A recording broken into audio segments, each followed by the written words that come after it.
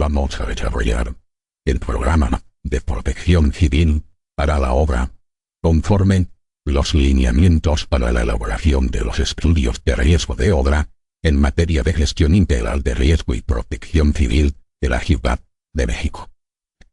En principio, tal como estamos observando, cuando accedemos a la aplicación, aparece un árbol explorador.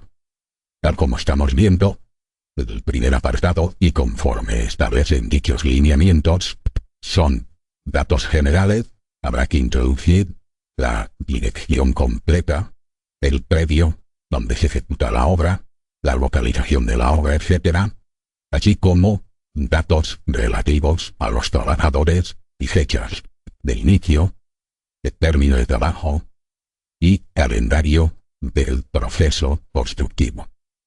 Desde el apartado de responsables técnicos, vamos a establecer los datos generales de la organización, el proyecto y de la obra, así como una serie de datos del director responsable de obra, de los corresponsales y del tercero acreditado. Seguimos y accedemos al apartado de estudio del riesgo, en el cual, y tal como estamos observando, aparece dentro del apartado de desarrollo toda la secuencia de actuaciones que tendremos que llevar a cabo, hablando sobre antecedentes y datos generales del estudio de riesgo y del inmueble o proyecto, aquellos pormenores que resultan pertinentes en materia de gestión integral del riesgo y protección civil. Seguiremos hablando de peligros, vulnerabilidades y exposición a los mismos, así como vulnerabilidad del proceso constructivo relativo a riesgos internos.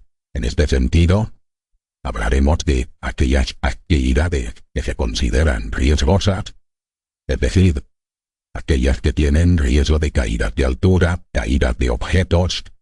Vamos a abrirlo para que lo veamos mejor. Caída de tierras, pisadas sobre objetos, atrapamientos o aplastamientos, contactos eléctricos, uso de explosivos, incendios, exposición al ruido, etcétera, etcétera, como aquellas otras actividades, tal que como hemos visto, pues que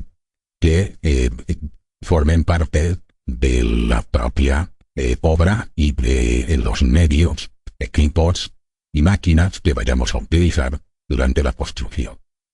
Hablaremos igualmente de las medidas de prevención y control en cada fase o etapa de obra, es decir, en excavaciones, inundaciones, etc. Y aquí, siempre que estemos hablando de cualquiera de los ítems que estamos observando, la base de datos de la aplicación ya nos propone un texto por defecto, que como luego veremos, ese texto puede ser modificado, ampliado por el autor, eliminado, sustituido por otro texto, etc. Continuamos dentro del apartado de vulnerabilidades del proceso constructivo hablando de trabajos especiales en la obra. ¿Por qué? Porque estamos, por ejemplo, trabajos con estrés térmico y que igualmente y tal como vamos a observar, pues ya viene escrito, la base de datos de la aplicación ya nos describe prácticamente todo lo que debería de conformarse en este apartado, a falta de que el autor, pues de forma definitiva, acepte lo que se propone por defecto o lo cambie o lo modifique. Trabajos con presencia de amianto, con productos químicos, trabajos de soldadura, con líquidos penetrantes, etc. Pero también en la utilización de máquinas y equipos, tanto en la maquinaria de movimiento de tierra, de transporte, de compactación, etc., y por supuesto de los medios auxiliares que vamos a utilizar en la obra, en especial los andamios y las escaleras de mano. En cuanto a los riesgos externos, habrá que fijarse en todo lo que envuelve el perímetro de la obra, es decir, industrias, empresas, establecimientos que están por las inmediaciones, ¿de acuerdo? Croquis de localización de riesgos externos, etc. Seguimos avanzando y entramos en el apartado de elementos de desarrollo urbano, impacto ambiental y movilidad. Y desde este punto tenemos del apartado de entregables, pues población censal y flotante, zonas de menor riesgo, rutas de acceso, cartografías, croquis y mapas, etc. Bien, seguimos con la evaluación.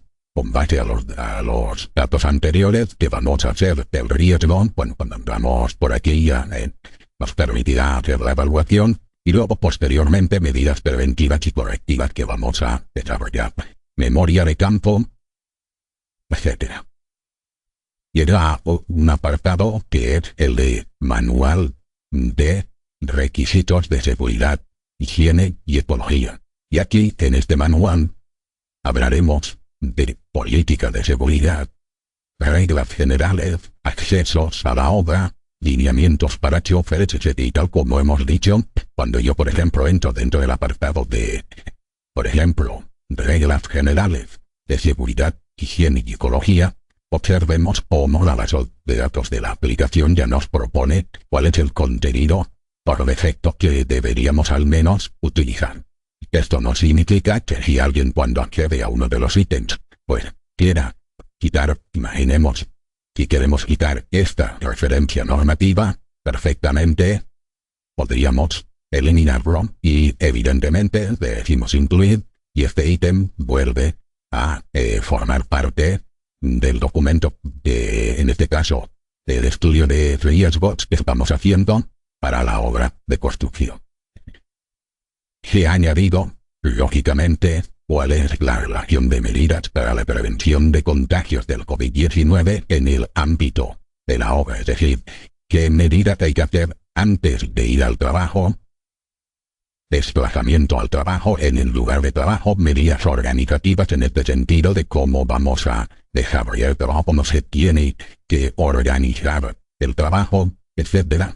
Recomendaciones a los trabajadores, medidas de higiene, gestión de los residuos en el lugar de trabajo y después de ir a trabajo. Cuando estamos hablando de residuos, no estamos hablando en sí de aquellos residuos que se podrían generar como consecuencia del normal proceso de constructivo, sino estamos hablando de residuos que tengan que ver con los equipos, los medios y en este caso mascarillas, etcétera, que podamos utilizar como consecuencia del COVID-19. Bien, seguimos después de manual y requisitos y tenemos señalización de la obra. Evidentemente, estarán los señalamientos, luego lo veremos conforme a las NOM 00. De acuerdo, seguimos. Una vez hemos terminado el estudio de riesgo, vamos a el apartado de estudio técnico del predio, obra y área de estudio. Y en este apartado iremos cumplimentando etapas o fases constructivas. Por ejemplo, dentro del apartado de demolición, iremos exactamente cuáles son las operaciones que vamos a realizar, pero prácticamente ya tenemos, tal como estamos viendo, la relación de medidas a adoptar en este estudio que estamos desarrollando para esta etapa o fase constructiva. Seguimos. Y entramos en el apartado de documentales. Y dentro del apartado de documentales tendremos que anexar, pues, el levantamiento notariado, póliza de seguro, dictamen técnico de estabilidad, de acuerdo de notariado, visto bueno y dictamen técnico de estabilidad o seguridad estructural del inmueble. Y ya desde el último de los apartados, es decir, tal como estamos observando, desde el apartado de medidas preventivas, correctivas y de integración urbana, estaremos hablando del proyecto de protección a colindancias durante el proceso constructivo, que tal como estamos viendo, que podrá, en este caso, incluir planeamiento de medidas de mitigación y riesgos para predios colindantes y infraestructuras, etc. Aquí igualmente, y luego los protocolos de actuación en cualquier fenómeno perturbador de origen natural o antrópico, por ejemplo, que pasaría en caso de caída a una red, porque los trabajadores han caído. Bueno, aquí ya viene cuál es el equipamiento de salvamento que deberíamos tener, cuáles son las actuaciones para dicho salvamento que tendría que hacer el resto de los operarios, y aquí secuencialmente, paso a paso, toda la secuencia que hemos dicho de operaciones. En el caso de que se caiga una persona, por ejemplo, con un arnés de seguridad, igualmente decir qué actuaciones se deben de realizar para el salvamento. Además de los protocolos tenemos las medidas y procedimientos preventivos en la obra y concretamente, pues hemos establecido, porque así lo consideramos al menos de momento, un plan de prevención en la obra para hacer frente al COVID-19, en el cual empezaremos hablando de la gestión de la situación con relación al COVID-19, cuáles son las medidas preventivas de cara a los profesionales. En caso de paralización de obra, protocolos de actuaciones de prevencionista en obra frente al COVID-19 y la coordinación de actividades. Y luego posteriormente hemos puesto un anexo que es acta de recepción del trabajador de la información recibida. Desde este punto de vista, es bastante importante tener una justificación documental de que los trabajadores han recibido este plan de prevención o al menos información relativo a este plan de prevención frente al COVID-19. Seguimos, hablaremos de los procedimientos de evacuación, de cuál es el procedimiento general a seguir. Bueno, y tal como estamos viendo, siempre vamos a tener un contenido propuesto por defecto. Este contenido lo vamos si nos interesa incluyendo, modificando, etc. Hablaremos del plan de continuidad de operaciones. Hablaremos de sedes alternas para dirigir la obra, recursos materiales y humanos disponibles, equipo de gestión de incidentes, equipo de administración de incidentes, equipo de atención a usuarios, etcétera, etcétera.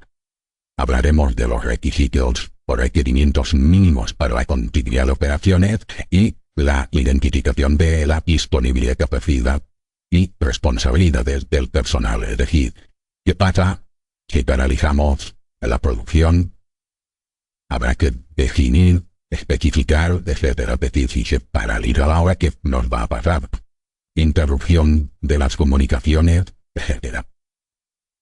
Bueno, además, los requerimientos mínimos para continuidad requieren de una serie de datos que deberemos especificar. En el desarrollo de este programa, seguimos operación interna en las comunicaciones, protección y respaldo de la información y, por supuesto, restablecimiento de actividades. Bueno, con todo esto, tal como estamos viendo, pues vamos a dar por terminado el estudio de riesgos de esta obra conforme los lineamientos de la Ciudad de México. Hemos añadido, además, un apartado de términos y definiciones que permitirán en un momento determinado, pues, hacer referencia a asuntos o puntos tratados a lo largo del desarrollo de dicho documento. Bueno, y con esto, prácticamente y siguiendo tal como hemos visto un orden descendente, iríamos accediendo a los diferentes ítems, incluyendo aquellos que nos interesan y ignorando el resto. Habremos observado que cuando accedemos a un ítem cualquiera, por ejemplo, a este ítem de aquí, pues siempre se manifiesta un texto que hemos dicho que pertenece a la base de datos de la aplicación, pero que este texto puede ser, observemos, totalmente eliminado como hemos hecho. Y si quisiéramos, añadimos un texto totalmente nuevo y diferente. Cuando yo le diga incluir, en este caso, este ítem, porque solo se van a incluir en el documento que elaboremos aquellos ítems que lleven un icono. Si un ítem, como podemos observar aquí, no lleva icono, eso quiere decir que, como autores, no lo consideramos relevante y no lo hemos incluido en nuestro estudio de riesgos.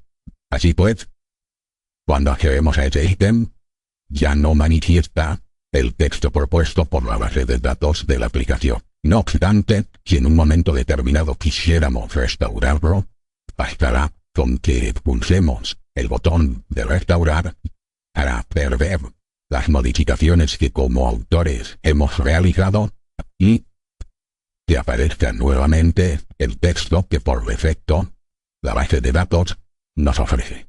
Bueno, en cualquier caso, lo dejamos como estaba. Si le digo en un tweet, pues ni tengo el de la base de datos, ni tengo el que yo había digamos, modificado.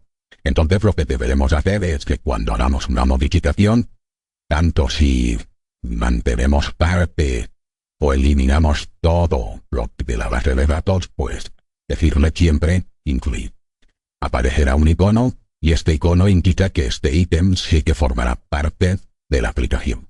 Bueno, y así de sencillo sería la navegación por los diferentes apartados.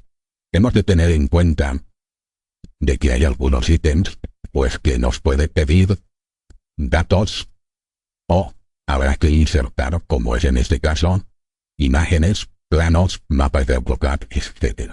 Hay que tener en cuenta que la aplicación, desde el botón de insertar imagen, y tal como vamos a observar, es posible el insertar no solamente imágenes, DMP, IF, Windows Metafile y los Windows Metafile son ficheros que vienen directamente desde AutoCAD. Se diferencian del resto porque son vectoriales. ¿Esto qué significa? Pues que son planos en lugar de ser imagen. Son imágenes pero vectoriales de líneas. ¿Cómo se guardan desde AutoCAD? Sencillamente, archivo, guardar como. No hay que hacer ninguna conversión ni exportación posterior ni nada. Directamente desde AutoCAD, el documento que queramos meter. Y aquí, el plano que queramos meter, es decirle archivo, guardar como. Lo guardamos con la extensión WMF y esto nos permitirá, pues, insertar cualquier plano. Por ejemplo, yo tengo este plano a modo de ejemplo aquí para que lo veamos. Esto viene directamente de AutoCAD. Le digo abrir y entonces observaremos cómo se ha metido. Bueno, en este caso yo lo he metido con cajetín y con todo, es decir, con el casillero este que tenemos aquí, etcétera, etcétera. ¿De acuerdo? Ahí tendríamos la obra. Vale. Cuando yo le digo incluir, ¿qué se incluye? Pues bueno, aquí hemos incluido, tal como estamos observando, el título, se especifica en este apartado, no damos caso al espacio que aparece. Ahora luego veremos por qué, porque cuando se genera el documento, digamos que esos espacios en blanco desaparecen. ¿De acuerdo? De que no damos mucho caso de ese espacio, y sí que tenemos que hacer caso de esto, si lo que tenemos al tamaño apropiado, y ya está. Seguimos. Datos generales de la empresa constructora, cumplimentaríamos los datos. Instalaciones y servicios, cumplimentaríamos igualmente los datos. Bien. Antes de seguir, habremos observado que hay iconos que tienen el fondo en blanco e iconos que tienen el fondo negro. ¿Qué diferencia hay entre uno y otro? Muy sencillo. Si yo entro a un ítem y no hago nada, porque lo que hay por defecto es lo que yo deseo incluir, sin tocar nada más, le digo incluir y el fondo aparece en blanco. Si yo entro a un ítem, y aunque sea, dejo un solo espacio, aunque sea un espacio, o, en ese caso voy a borrar esa tabla. Y añado un apartado nuevo. Cuando le digo incluir, aparece un fondo negro. ¿Por qué? La diferencia está en que los que llevan el fondo blanco no han sufrido modificaciones de usuario y los que llevan el fondo negro es el usuario el que ha hecho alguna modificación de algún tipo. Así pues, si yo por ejemplo, a simple vista, veo que un ítem no lleva icono, sé que ese ítem no está incluido en el documento. Si lleva el fondo blanco, sé que lleva valores por defecto de la base de datos. Y sé que si lleva un fondo negro, yo he cambiado algo. El que, pues es muy variable. Podría haber sido simplemente insertar la imagen, poner un nombre, poner unos apellidos que faltaban, un teléfono, etc. Bien, seguimos trabajando. Número de empleados para la ejecución de los trabajos. Y esto, ahora tal como veremos, pues es automático. Se genera automáticamente cuando luego cumplimentemos más datos. Fecha de inicio de los trabajos, etc. Y aquí aparece una pequeña planificación de tipo Gantt. Por defecto ya vienen las tareas con un nombre, pero si yo quiero modificar el nombre de la tarea, podría ponerle un nombre diferente. Por ejemplo, tarea 1 o tarea correspondiente a demoliciones. Ya lo puedo hacer, incluso le puedo cambiar el color si quisiera. Ya lo tenemos, ahí lo tenemos. ¿De acuerdo? Es decir que esto me permitirá, pues, el hacer, a grosso modo, una planificación que tendré control de las diferentes etapas del proceso constructivo. Y como estamos haciendo, pues un estudio de gestión de riesgo, pues evidentemente, esto me obligará a conocer el proceso constructivo de alguna manera, y yo seré conocedor de dicho proceso, o debería al menos ser conocedor de dicho proceso. Seguimos. Dentro del apartado de responsables técnicos, pues aparece lo mismo. Datos, por ejemplo, datos generales del promotor, y aquí te leeríamos igualmente sus datos, el estado en el cual está, código postal, teléfono, RFC, número de contrato, observaciones, y queremos introducir los datos de la empresa contratista, igualmente podemos introducirlos tal como estamos viendo, y si quisiéramos añadir personal que trabaja en obra, pues aquí podríamos poner los nombres, incluso fecha de nacimiento y fechas extendidas de los diferentes trabajadores. Algunas veces no es, digamos, útil el poner el nombre y apellidos como a uno de los trabajadores, sino poner albañiles. ¿Vale? Entonces, esto se supone que de alguna manera van a haber varios, por ejemplo puedo poner 6. Evidentemente, puedo especificar las fechas de nacimiento, pero no tiene sentido, ¿de acuerdo? Puedo añadir otro y que puedo poner, por ejemplo, pintores. 2. Puedo añadir así oficios, es decir, de alguna manera, esto me va a permitir definir tanto si quiero persona a persona, los datos de cada trabajador, o, como quizá puede resultar más interesante, definir oficios de obra, en este caso albañiles 6, pintores 2, etcétera, etcétera. Cuando yo le digo incluir todos los datos que hemos ido creando, pues ahí se van a manifestar cuando lleguemos a este ítem, luego lo veremos. Datos generales del proyecto y de la obra, y aquí igualmente aparecen los datos de la obra, situación, quién es el autor del proyecto, quién actúa como prevencionista de riesgos, profesional de seguridad y higiene en el trabajo, etc. Y, como hemos definido a la promotora y a la contrata, o contratas, pueden haber más de una contrata, ¿vale? Si en la obra participan, como normalmente suele ser, diferentes subcontratas, desde aquí tenemos la oportunidad, nombre de la empresa, el que llama los datos, actividad que realiza, responsable de seguridad y quién es su comitente, pues esta otra empresa que hemos definido antes, es decir, esta subcontrata pertenece a tal contratista. Bien, y así y poco a poco nosotros vamos a ir dándole forma al documento que, como estamos observando, es bastante fácil de usar. Entramos en observaciones, en glosario de términos, en fenómenos perturbadores, etc. Es decir, que observemos como prácticamente, pues es una especie de recopilación de datos, que cada ítem, al estar junto con los otros ítems, cuando generemos el documento, nos dará forma en este caso, al estudio de gestión de riesgo de la obra en materia de gestión integral de riesgo. Bueno, seguimos avanzando para que veamos un poco más. Por ejemplo, trabajos en caliente, si van a ver en la obra trabajos en caliente, pegamos un vistazo, vemos si realmente esto me acopla, aquí tengo que cambiarlo, etc.